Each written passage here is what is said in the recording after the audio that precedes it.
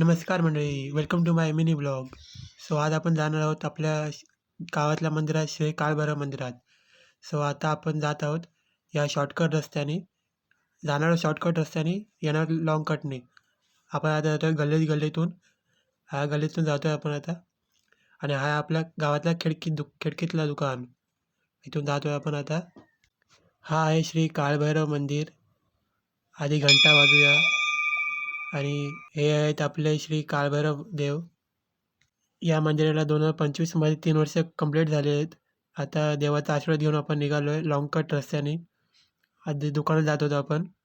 हा आहे आमच्या गावातलं दुकान, खूप फेमस दुकान.